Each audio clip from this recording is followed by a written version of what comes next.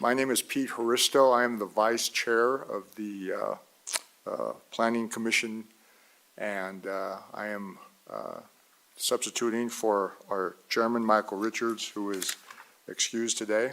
I'm hereby calling the Murray City Planning Commission meeting to order at 6:35 p.m.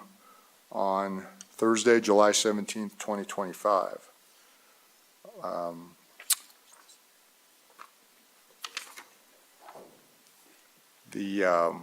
We welcome all of you here. We appreciate the public's input and participation in this process. This meeting is also, the public may view this meeting on via a live stream at www.murraycitylive.com or https://www.facebook.com/MurrayCityUtah. You may submit comments via email to the pc@murray.utah.gov. We will begin with some business items. The first item will be the approval of minutes. However, there are no approval of minutes, so we'll move on to the second item. Any conflicts of interest this evening by any of the commissioners or any? No. Okay, no conflicts of interest. The third agenda item is approval of findings of fact regarding Sayed Auto for conditional use permit, Lorana Auto Sales conditional use permit, Holy Protection Orthodox Church site plan review, Murray Tower Plaza master site plan review. Those will be handled at the end of the meeting.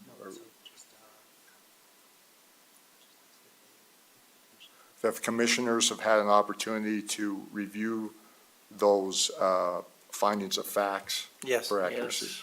Yes. Mr. Chairman, I'd like to make a motion that the Planning Commission approve the finding of facts and conclusions for the Sayed Auto conditional use permit, the Lorena Auto Sales conditional use permit, the Holy Protection Orthodox Church site plan review, and the Murray Tower Plaza master site plan review as presented in our pre-meeting. Chair, I second the motion. Is that a voice vote? We have a motion from Commissioner Hacker and a second from Commissioner Kling. We'll take a voice vote on this. All in favor, say aye. Aye. Findings of fact are approved. First item on the agenda regarding conditional use permits, administrative action on our behalf is the Automotive Addiction Museum. Are the, I guess, the applicants here? Thank you. Ruth Rock from the planning staff will be presenting this item to the commission. Thank you, Commissioner. So I'm here to present a conditional use permit application to allow an automotive storage facility and museum at 158 East, 4500 South. The property is located south of 4500 and east of State Street. The applicant will occupy 2 units in the existing building, and both units equal about 23,600 square feet. The property is located in the CD zone and surrounded by a mix of residential and commercial zoning, with residential properties to the north and east and commercial properties to the south and west. So for the proposed business, the primary use will be the storage of vehicles, but the vehicles will be displayed in a similar manner to a gallery exhibit. It's worth noting that the applicant has operated their business at another location in a similar facility as this one. So here is the site plan. Here is the floor plan showing which units the business will take. And here's the floor plan showing how the vehicles will be stored. And regarding landscaping, the frontage along 4500 South will be enhanced with additional landscaping to meet city code as shown on this table. For parking and access, this use requires 30 parking stalls, and the site meets that requirement. And the property can be accessed from 4500 South and 4600 South. Notices for this agenda item were mailed, but staff did not receive any comments. And so staff finds that the proposed use for an automotive storage facility and museum is allowed in the CD zone, subject to conditional use permit approval, and with conditions as outlined in the staff report, the proposed use and property will comply with the standards of the Murray City Land Use Ordinance. The proposed use is not contrary to the goals and objectives of the Murray City General Plan in this area. And so staff recommends that the Planning Commission approve a conditional use permit to allow an automotive storage facility and museum at the property address 158 East, 4500 South, subject to the following conditions. And the applicant has prepared their own thoughts to share, so I'll direct some of your questions to them, but I'm happy to take any questions as well. Thank you, Ruth. Are there any questions by the commissioners of staff? No. Thank you. Thank you, Ruth. We'll open, could we have the applicant step forward, please? Thank you. Would you please state your name and address for the record? Sure. My name is E.R. Koren. My personal address or our business address? What would you Either like? one. My personal address is 7782 Decrescendo Drive, Eagle Mountain, Utah, 84005. Thank you. For sure. You've read that the conditions set forth by the staff with respect to having your conditional use permit approved? Yeah, my business partner has, and this is one of his employees at the architectural firm that he works with, and he can answer any questions related to that, but I believe we've reviewed everything and everything looks great. So you are able to comply with the conditions? Absolutely. Okay, thank you. Could, Do you have any other questions, commissioners? yes, could you just describe the business, like what kind of cars, and mentioned having events there and so on? Yeah, mostly rare and exotics, classics as well. If you guys have ever been to our car museum at the Southtown Mall, we've got a display of 100 or so cars, and people seem to really enjoy it. We see about 1,000 to 2,000 people that come through and visit the museum, and we store cars there, and it seems to be working pretty good. We've been doing it for about 5 years. We did it in Provo, we've done it in Sandy, and we'd like to do it here as well. So are you keeping the Sandy location? We'll be keeping the Sandy location. This will be an additional location. And do you also buy and sell cars there? Is that my We don't, understanding? we would like to buy and sell cars at this location. So we'd like to operate as a dealer in a consignment facility. We do not do that in our Sandy location, and we have not had a dealership under this name before. But I am a car dealer, and I've got a dealership that I own part of in Pleasant Grove, Utah, and I've been doing that for about 5 years also.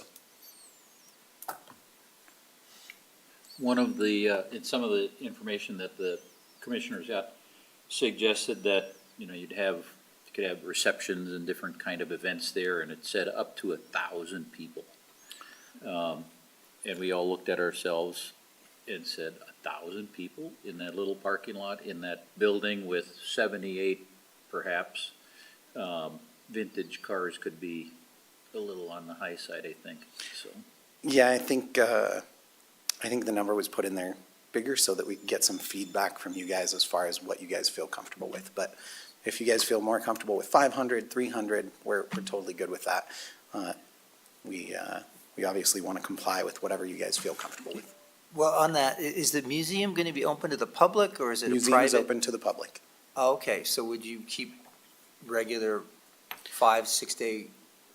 We probably Hours? wouldn't, it wouldn't make sense for us to have a 7-day work week there or be open 7 days a week, just because there's just not enough traffic. Even in our Sandy location in the mall, we have a lot of dead hours, so it doesn't make sense for us to be open every day, but we'd like to be open Friday, Saturday, maybe Sunday. Okay. Obviously not the dealership component of that on Sunday, because that's not allowed.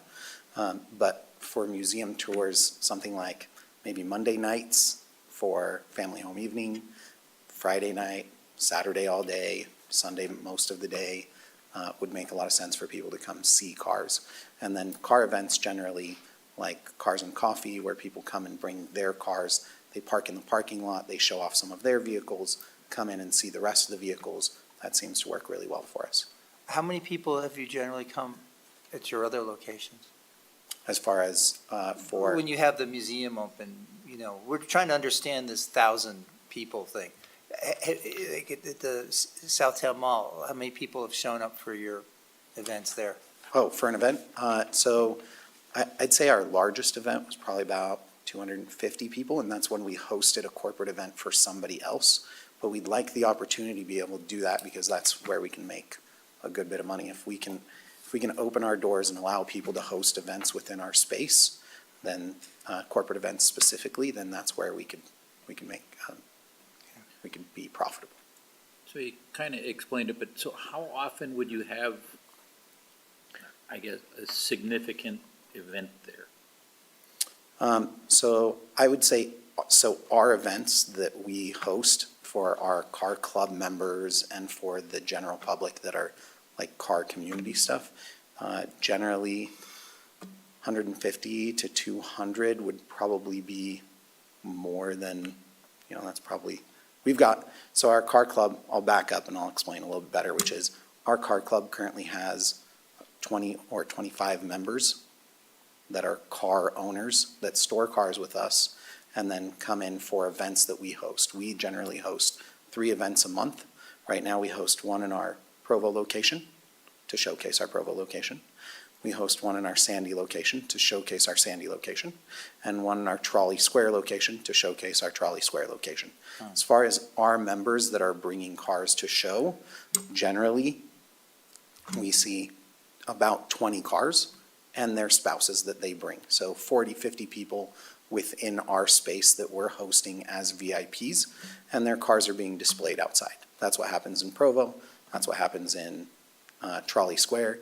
In Sandy, we no longer host events there because they don't allow us to be open after hours, and that's when most of those events, people want to, they don't allow us to be open, or they don't allow us to host events after mall hours, which is only until 8 o'clock. So if you want an event that goes till 9, we can't do it.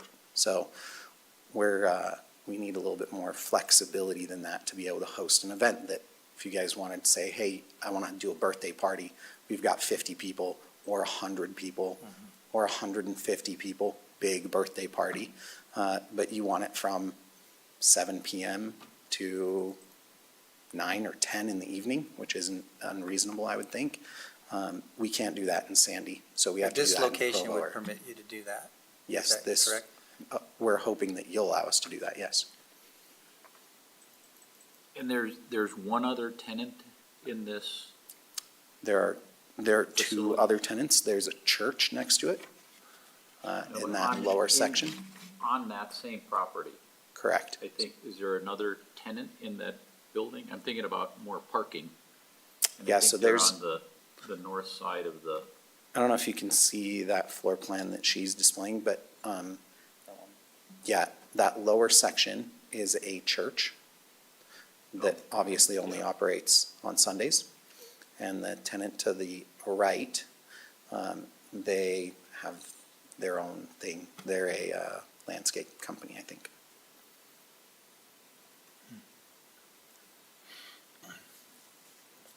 I want to ask staff, we touched on this briefly before, what do you think about the potential of so many people and the impact on the parking for managing these events? Have they talked to the fire department at all? It would, I don't think they've talked to the fire department. We have not with regards to any event center being held there. So, I mean, I think without a more full review, I think limiting it probably to that, probably 250, you'll have to add a condition onto there. So without actually fully reviewing it to make sure everything looks good, I'm questioning myself. So that's what I would recommend at this point is capping it there at 250 for now. And then we can see kind of how that goes, and if they are wanting to do more, we can bring an amended CUP to either remove the condition or bump that up, at least for the time being. Yeah, I think that would be the best course of action. So we can do that and just say, let's go 250 and see how it goes. I mean, I like the business idea. The difference between the storage and handling events, that potential number of people there on 45th South in that location is kind of another matter.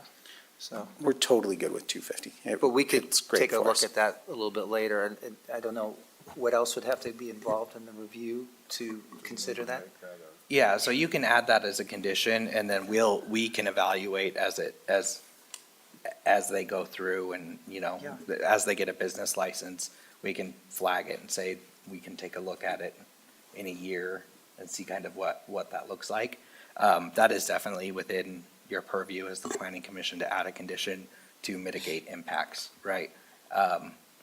So, yeah, outside of us, like, completely tabling this for us to go back and do a full review, then it would be, I think this is the best course of When action. would you be prepared to start the business? We'd like to get started with improvements right away and try and Okay. open as soon as possible. We're not looking to change the building much at all. We're just adding a fire exit, and I think that was one of the requirements from the fire department, but I could be mistaken. But there's if you could bring up the floor plan one more time. A202. So actually, just right there at the top left, there's not an existing door at the top left there. So we'd be adding that because that was recommended. And so we'd be adding that door. There's a little pony wall at the bottom left that we'd like to add in front of the bathrooms. It makes it look a little bit nicer, and it gives us the ability to then put our logo there, just to make it look nicer. And that's essentially it, just paint to make it look nice in there, and we'd like to get started as soon as possible. So you could work with this condition, the Absolutely, 250? Okay, absolutely. good. Okay, yeah, I So- look forward to that business.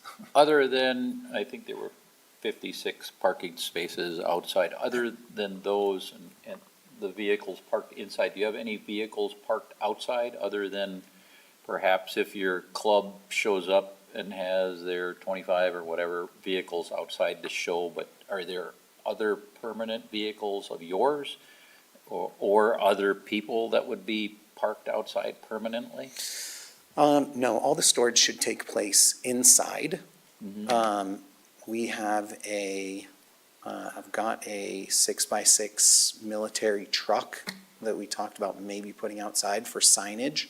Obviously, we would subtract that from the number of parking stalls that are available, but that's really about it. All of, the cars that we're storing are generally worth between 100,000 and $1 million. And so we want to keep them inside and keep them safe. How many So- cars does this indicate you could store? Do you remember what the count is on 78 that? inside, Okay. 78 stalls inside. Yeah, All right, thanks. 78 on the floor, and then Okay. as we are able to fill that, then obviously we'd add some lifts to be able to store an additional sum. So in the right in, right out on 45th isn't going to hamper your, No, Business it's at actually, all? it's relatively Yeah. level. your other exit on 4600 south, that's, We don't actually plan on using that lower exit. It'll all just be on the north end on 45th. but it's there, Yes. so. Good. Great, thank you. Okay. Anybody have any other questions of the applicant here?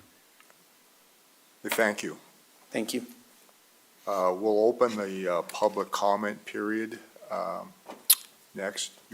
Okay. You may sit down in case we have to, we may need to ask further questions, but you will have 3 minutes to speak, and we ask that you state your name, address, and that subsequent speakers, please do not rehash or repeat what was said before.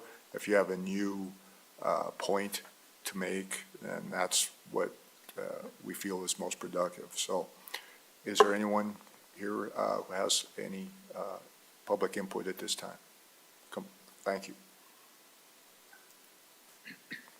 Hi, my name's Leanne Parker Reed. I live on 48 South and 650 East, more or less, right in that area. My comment is that I like the business idea. I'm a little concerned about the people and cars because the church facility that you mentioned is probably the one I'm thinking of on about 163 East and 4600 South, which does do additional activities during the weekdays, not just Sunday, especially with the youth during the week. And so that would be my concern, is that there's quite a few youth in and around that building frequently, and so that would be a little concern of mine for safety reasons.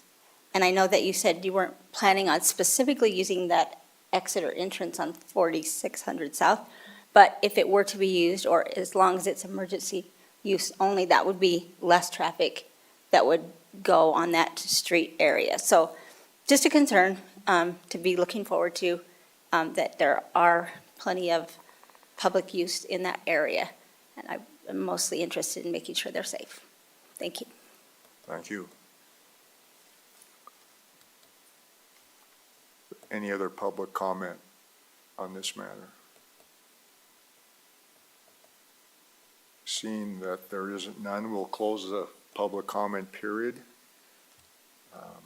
Do we have any further discussions or any questions for staff at this point? I would have one more for the applicant.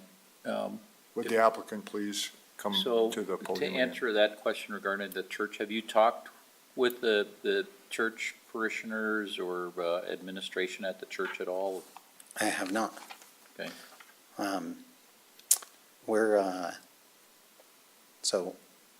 Again, just for clarity, we do see at Southtown, in a mall, we do see between 1,000 and 2,000 people that walk through our museum a month. But this is not a mall, and I doubt very highly that even within our condensed hours, that we'll see a large amount of traffic on a regular basis. Our business is mostly storage, and we'd like to do some events, but those events would be in the evening, and that's when most people want to have events. And so the number of parking stalls that we need, I understand, is a little bit concerning, but really most of the people that are coming to our events are storing cars with us, and that's who we're catering to. So they might show up with a car, or they might get dropped off by Uber, or so on, but I'm not worried that much about the amount of traffic, which is also why it's very easy to say no problem to 250.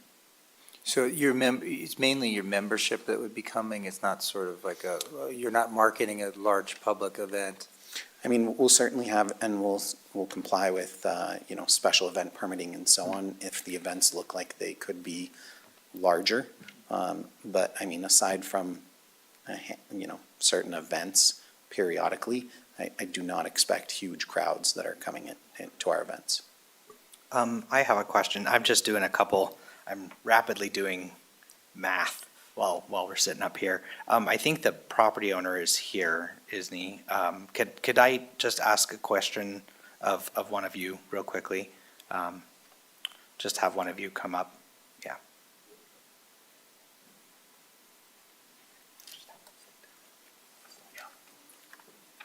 Thank you. Would you please state your name and address for the record? Eugene Kim, Chihan Kim, 158 East, 4500 South. Thank you. Awesome, thank you. Just real quick, Ruth, could you go back to the aerial for me? It doesn't, I guess it kind of shows it. So on the very bottom of this picture, it looks like there's kind of an open yard area. Is that, would that be available for them to possibly use as temporary parking? That property is part of the other tenant. Is it So part of the other tenant's tenant? using that, and I do think that the concerned church Okay, is also on the street down there, so the automotive addiction would not have any okay. throughput traffic. Yeah, the LDS church is further south. Yes.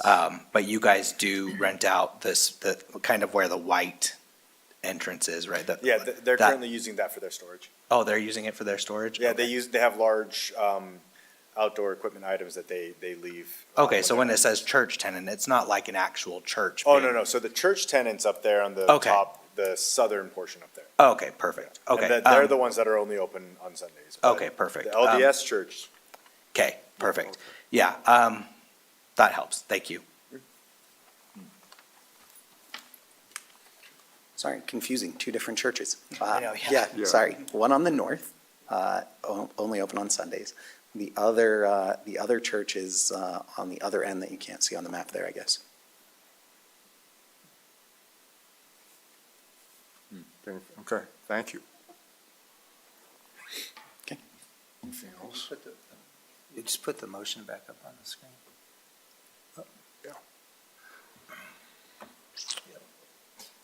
I have a question for staff, if I can ask it. I feel like we should have the car sales on the conditional use permit, and I just want your opinion. Yeah, that was something that I thought of. That wasn't something, and no offense to you, we just weren't aware of it at the time, that they wanted to also do auto sales out of this. So that wasn't included and it wasn't noticed as car sales. So we can't really add that on there because it hasn't been included as part of the conditional use permit. But what I can say is that we can either come back and bring in either an amended CUP that allows them to include the auto sales. We just have to notice it, right? So that the public has an opportunity to see that there would be auto sales happening there as Right. well. That's a legal standard that we have to meet from state code. So we can either bring one back going in the future. That made no sense. Bring one, I'm like back to the future type stuff.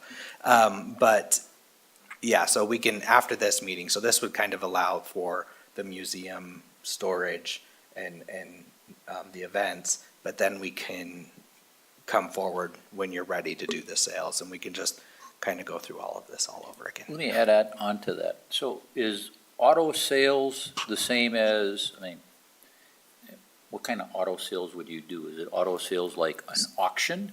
And is an auction the same as auto sales? No, but yes, they are, but.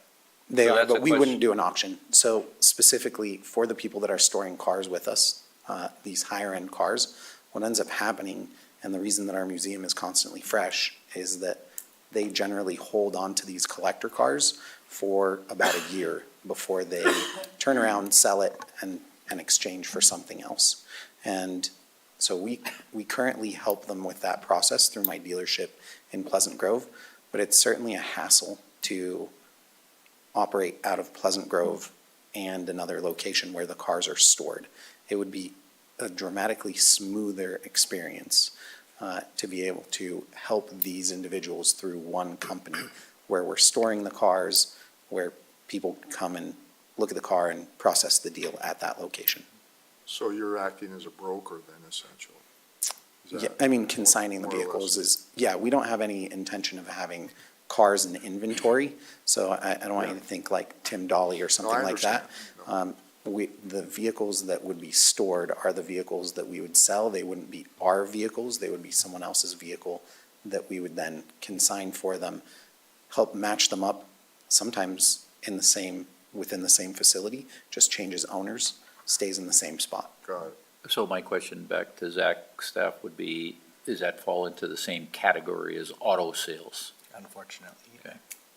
And I think that, I mean, we have auto sales as a condition use, and so I think that, I mean, I don't think I have a problem with it. I mean, that sounds okay. I don't think there would be an issue by me having them there, but I do think we would need to notify the public and have it amended on this conditional use permit in the future to allow them to do that, is my opinion. So we could pass this as is, and then they wouldn't need to come back with an additional request for the sales aspect of Yep. it. In a separate conditional use permit? It can be an amendment. An amendment to, Yeah. okay, Yep. okay. So we can Yeah. add the 250 Yes, we'll do cap that. to Yes. this. and approve that so they can move forward with the business of the museum and then come back. It does with say sales. in the findings, though, the proposed use for auto sales, so it seems like it's in there, or am I crazy? I'm sorry. What? There are no findings of fact for this. Those are for the items from previous meetings, and we had 2 auto sales last meeting. Okay. I don't know, that went to. Do you have anything else for the applicant? No? But that's okay. Thank you. Do you know how quickly we'd be able to request again to come back for the auto sales? We can, you can. Tomorrow's Friday. Yeah, I mean, you can submit an application for an amendment. Oh, hold on 1 second. We're having my director come up. Hold on 1 second. Yes, of course. Yeah, now I'm. This was, there's a place where this is listed in their application in terms of consignment, so we're going to do this quickly for them. That was an oversight on our part. So next meeting, we can get you, so Okay. it'll be August 7th. Okay. Thank you so much. Yeah. I wasn't sure if I could commit it to next meeting, but yes. Thank you so much. We Okay, appreciate yep, it. So, next meeting. That's only 2 weeks, or, No problem. When's the next We, meeting? we wouldn't be able to get started that August fast 3rd, anyway, so yeah. that's great. Okay. Thank you so much. okay. Okay, I think we're good. We're ready for a motion on this matter. Yes, Chair, I'll make a motion that we, Planning Commission approve a conditional use permit to allow an automotive storage facility and museum at the property addressed 158 East, 45th South, subject to the following conditions. Do you want me to read each of these conditions? No. Okay, but we have to add the 250 cap on the attendance. Okay? Absolutely. Thank you. I'll Do second we that. have a second? I'll second that. We have a motion by Commissioner Hildreth by Commissioner Kling to approve the conditional use permit, and a second by Commissioner Hildreth. Shall we take a roll call vote on this? Yep. Commissioner Kling, Yes. Commissioner Hildreth, Yes. Commissioner Pearson, Yes. Commissioner Hacker, Yes. and Vice Chair Huristo. Yes, Thank you. motion is passed unanimously. Thank you. Good, congratulations. Thank you Thanks so for much. answering our questions. Looking forward to seeing you guys there. Yeah, good luck. I'm looking forward to it, too. So. Okay. Thank you. Okay, the next item on our agenda is the Legacy Materials request to revoke conditional use permit. Do we have the party here representing Legacy Materials?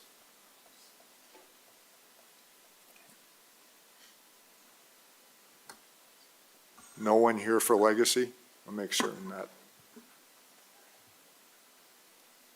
Okay, apparently there is the applicant or the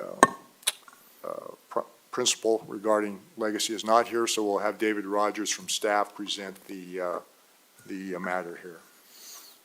Thank you, Chair. So a lot of you have seen this already.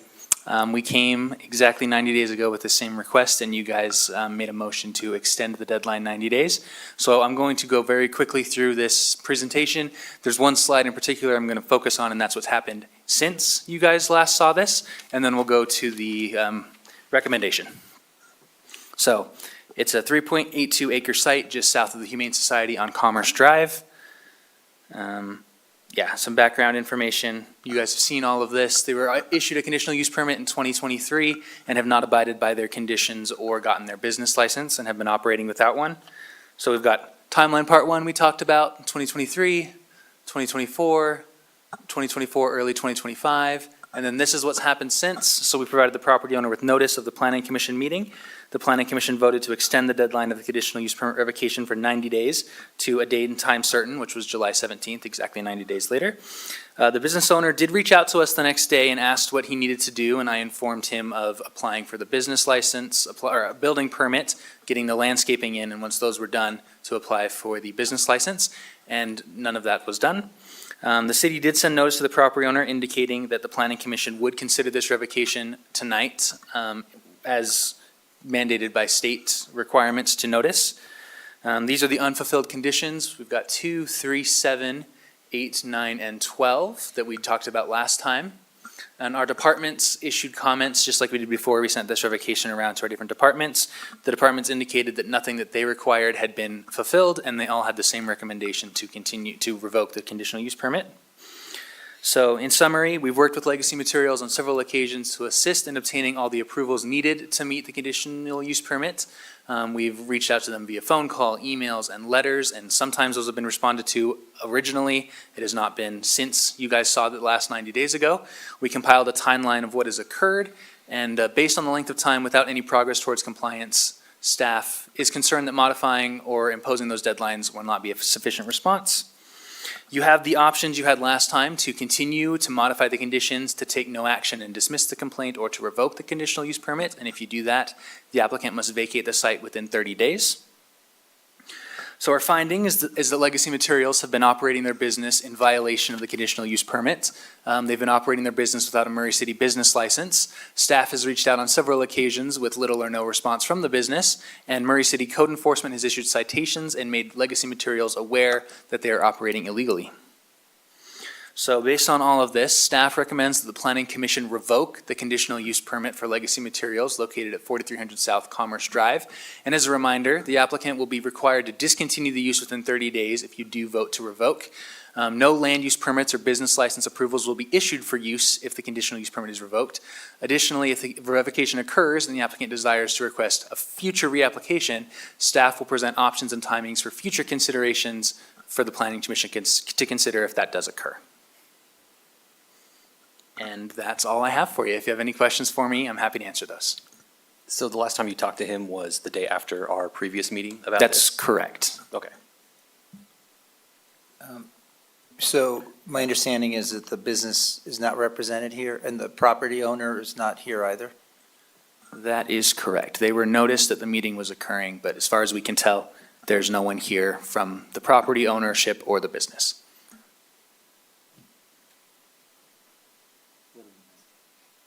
Do we have any other questions for Dave, for staff, or? I think in reading the materials that the staff has provided to us and previous experience, it appears the situation with this company is well documented. There seems to be a consistent pattern of maybe not bad faith, but not following through and not being responsible with respect to the requests of the city.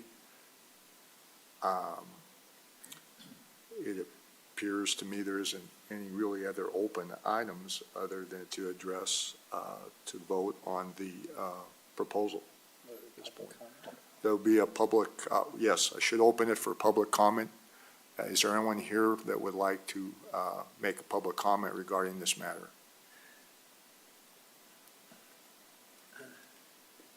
Yeah, hi, I'm Craig Cook. I'm the president of the Humane Society of Utah, next door, the neighbor next door. So, we have been next to them for these 2 years and watched them do their work. Basically, they changed their plans on where they were going to put things and where they're going to make things, which actually was better for us. But the bottom line is that we now have a whole property of blocks. I mean, there are, I don't know, thousands of blocks there right now. And the previous, when the Kingstons were selling the property or leasing the property, they knocked down some of the buildings that used to be there with the spa and the tennis courts. But we have this mountain of dirt. So it's sort of like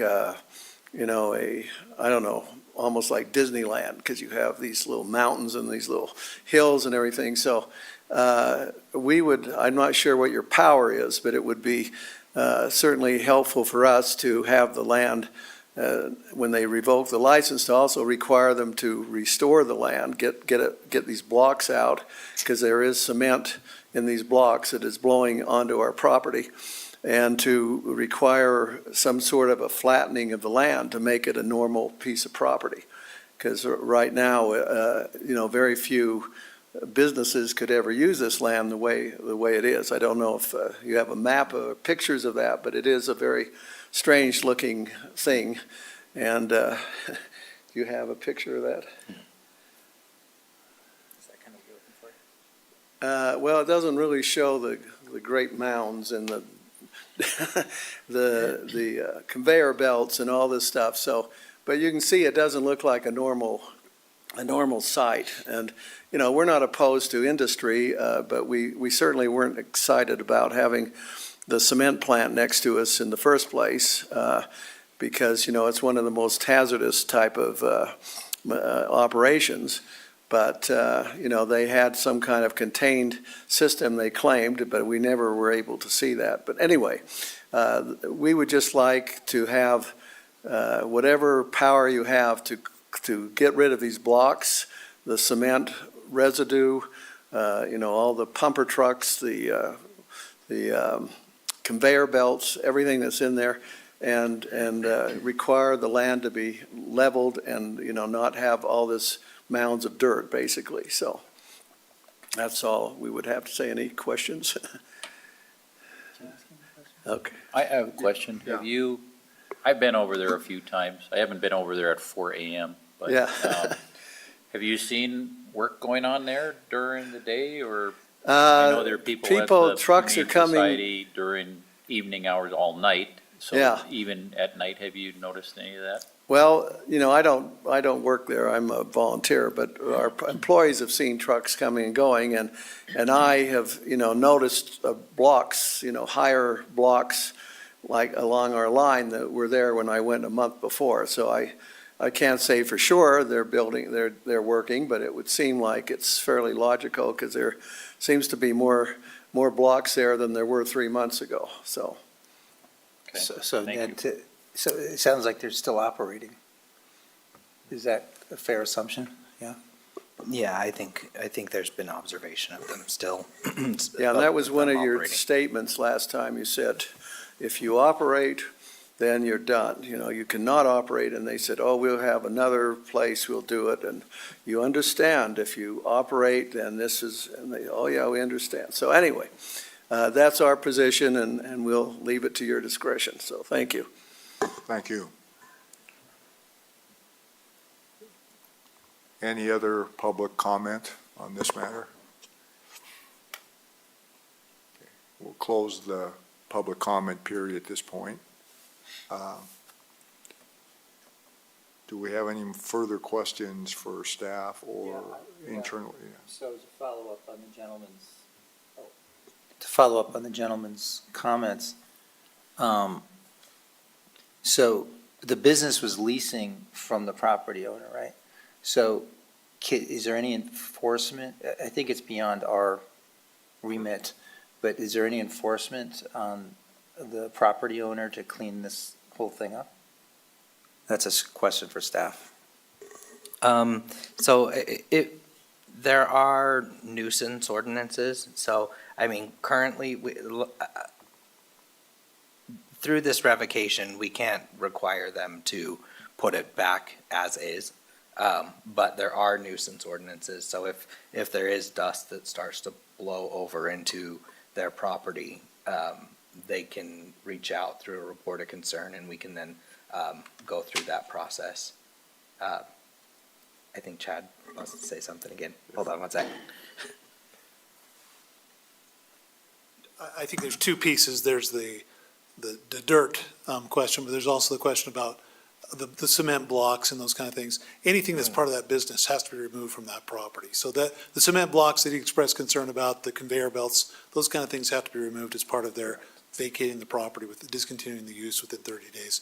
As far as, piles of dirt or things that are on the site, that is, as Zach said, that's harder for us to, but there are nuisance ordinances that if there's problems, we can, at that point, address those with the property owner. But if the business is MIA. They're conceivably, around. I mean, Will they- the property owner be responsible to clean Ultimately, this up? yeah, ultimately, Okay. if they're not out there, we'll have to have a conversation with the Right. property owner, yep. I have a question before you leave. So they can't work on that property anymore. They'll be given time. Originally, they wanted to create concrete block. They can't do that. They couldn't do it before, but they still did. My question is, can they still store things on that property? No, they'll be given time to get the materials off of the property. They can't do business there at all, and storing is business. Okay. I know sometimes we have people say, well, it's not a business, it's a storage. Storage is a business, so Yeah, okay, they'll have to good. get it Thank out you. there. Yep.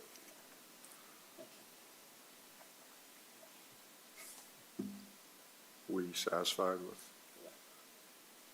Okay, I think we're ready for a motion regarding the revocation of the conditional use permit for Legacy Materials. Mr. Chairman, I'll make a motion. Jake, Aye. go ahead. I have a motion Al? from, Mr. Chairman, I make a motion that the planning commission revoke the conditional use permit for Legacy Materials located at 4300 South Commerce Drive. we have a motion from Commissioner Hacker. Do we have a second? Chair, I'll second that motion. We have a second from Commissioner Hildreth. Let's take a vote. Commissioner Hacker, Yes. Commissioner Hildreth, Yes. Commissioner Pearson, Yes. Commissioner Kling, Yes. Chair Haristo. Yes. So motion is passed. The conditional use permit for Legacy Materials is hereby revoked. Thank you. Final item is regarding subdivision administrative action, 1151 East subdivision, request for a subdivision of a residential lot in the R210 zone. And David, you're presenting this one again, okay. Thank you, Commissioners. So this is a request for preliminary and final subdivision approval in the R210 zone for a property located at 1151 East, 6600 South. So it is just over a quarter acre. It's a lot just off of 6600 South, as you can see there. This site was rezoned from R18 to R210 last year and is surrounded mostly by residential. You've got RM25 to the south, R18 to the north, and then open space to the west, which is Wheeler Farm. So this is their subdivision. They're planning on splitting a single-family lot into two separate lots. You can see there, the lots are, one's just over 5,000 square feet, one's just over 6,000 square feet. And in this zone, we have an express provision for twin homes that say that the total lot, the total space must be at least 10,000 square feet with 5,000 square feet each for the two units. And this subdivision meets our ordinance for that. And this is the grading plan, so this just kind of shows some of the changes that they'll be making. As you can see there, they'll be splitting that into those two lots there. You can see the property line, and they are going to access it off of 6600 to the south.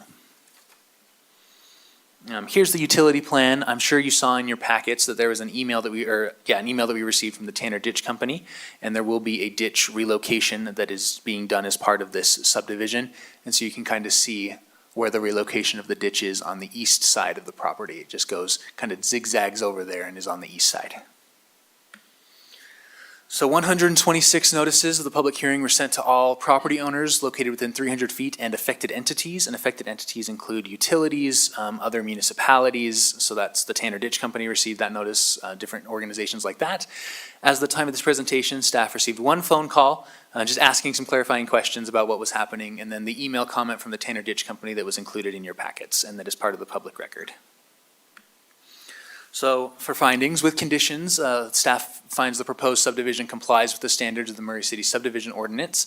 The proposed lots comply with the development standards for a twin home development located within the R210 zone of the Murray City Land Use Ordinance. And the proposed subdivision is in harmony with the purpose and intent of the Murray City General Plan, providing additional opportunities for appropriate residential opportunity within Murray City. So based on our analysis, staff recommends that the Planning Commission approve preliminary and final subdivision approval for the 1151 East subdivision on the property addressed 151 East, 6600 South, subject to the following 6 conditions, and I'm happy to answer any questions.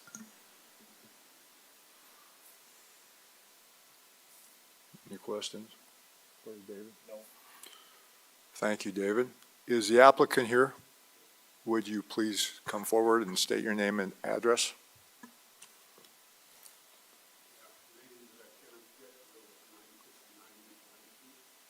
Let me turn that back on for you. Go ahead, sorry. Did you get that? One more time. Kenneth Kitt, and I live at 959 East Vine Street. Thank you. Have you reviewed the recommendations and the requirements for the approval of your petition here? I have, yeah. And are you able to satisfy them? Am I what? Are you able to comply with them? I believe, yes, so yes. Do we have any questions of the applicant? No. Thank So- you. oh, Oh, no. sorry, one more. So there's an existing home on this property now? Yes. Have you been a resident of this home, or? I was years ago, but it's a rental house right now. Okay, so your plan is to divide this up, this twin home situation? Yeah, it's an older home, way old, so. And are you going to occupy it, or are you going to rent it No. out? Just rentals? It'll be for rental purposes or selling, so. Okay. Thanks. Thank you. I did have one question. Oh, yes. Excuse me. So, the easement for the ditch company that I need to put in it, I mean, I'm asking if, before I record the final plat, can I put the easement on for the ditch company? So, I believe you can, but your plat will have to reflect.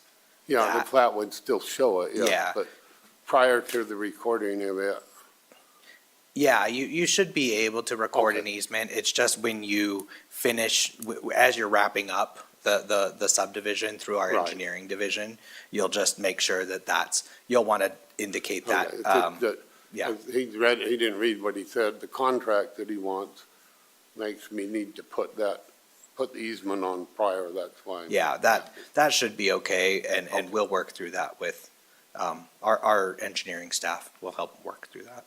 Okay, perfect, thank you. Okay, we'll open this up to any public comment at this time. Is there anyone here that wishes to make a public comment about this matter?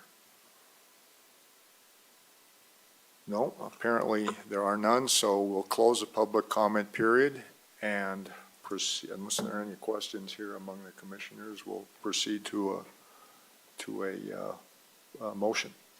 So not a question, but a comment. I was reading this email here. They requested that the letter be read into the hearing. Is that something we would need to do? So because of how early we got it and they were able to include it in the packets, so that you were all given that as part of the packet and it was posted as part of the public record online, we don't need to read it into the record here because it's already in the record.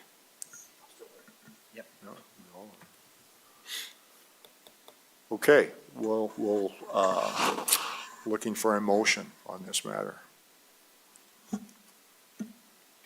Chair, I'll make a motion that the planning commission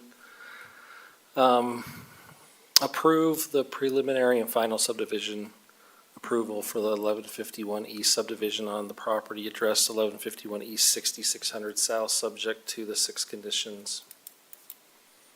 We have a motion from Commissioner Pearson. Do we have a second? Chair, I'll second the motion. A second from Commissioner Kling. Let's take a vote. Commissioner Pearson? Yes. Commissioner Kling? Yes. Commissioner Hacker? Yes. Commissioner Hildreth? Yes. Chair Huristo? Yes. Congratulations. Proceed with good luck with your project.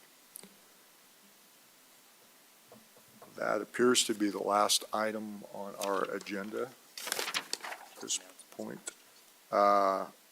Announcements and questions? Do you guys have any questions for staff right now? Thinking of some. Okay. Motion to adjourn? So, just letting you know, we will have, a meeting on the 7th of August. It's going to be run by Chad and Ruth here.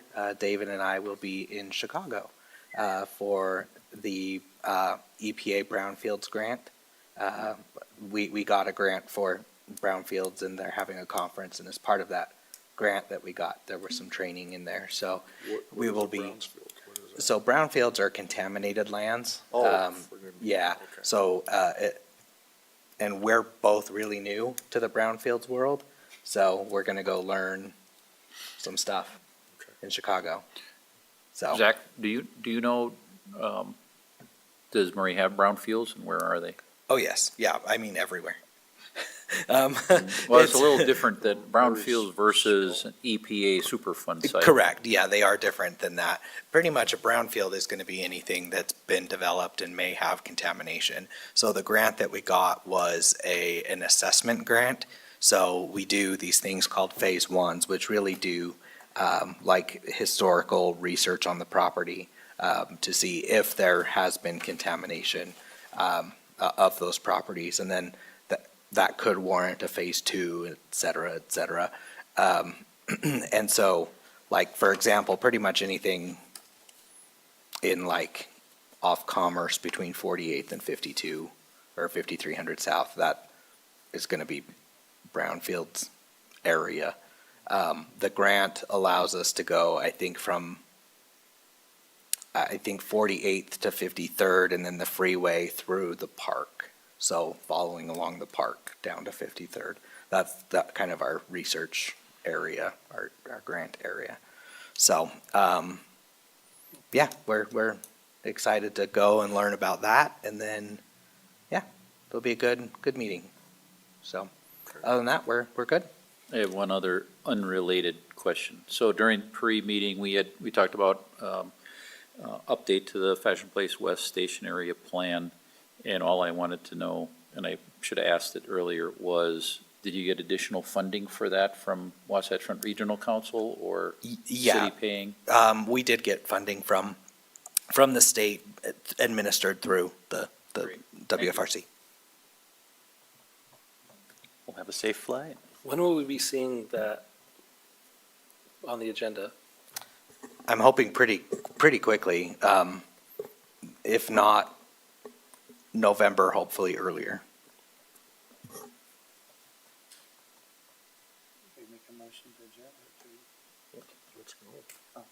Chair, I make a motion to adjourn. Time. Oh, at 7:32. 7:32. Adjourn. I'll second it. We're adjourned. Sure.